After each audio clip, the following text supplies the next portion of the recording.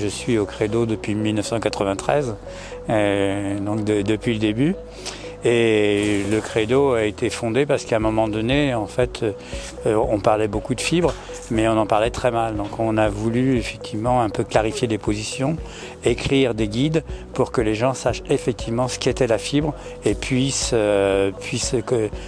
l'utiliser au mieux. Quand on attaque un sujet, par exemple les réseaux fibres jusqu'à l'abonné, on va mettre autour de la table tous les métiers et on va essayer de clarifier des positions, de regarder ce qui a comme très bonne pratique à faire, ce qui sont des mauvaises pratiques. On va expliquer pourquoi c'est une bonne pratique ou pourquoi c'est une mauvaise pratique. On peut parler effectivement des différents types de fibres, des avantages de l'une par rapport à l'autre. On peut parler de fibres longue distance ou de fibres utilisées dans les data centers ou de fibres utilisées dans un immeuble ou de fibres utilisées sur un campus ou dans une ville ou dans un réseau fibre jusqu'à l'abonné comme c'est le cas aujourd'hui.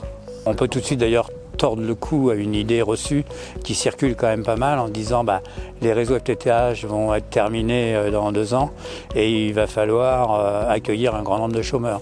Ça on peut arrêter parce que si on fait un parallèle par rapport à ce qu'on connaît, c'est-à-dire le cuivre, on va dire que l'époque de gloire ça a été 1974, bien que ça ait commencé presque 50 ans avant.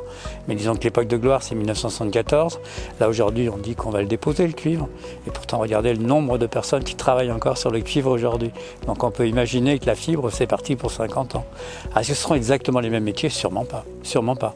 C'est pour ça qu'il faut effectivement que les gens acquièrent des compétences.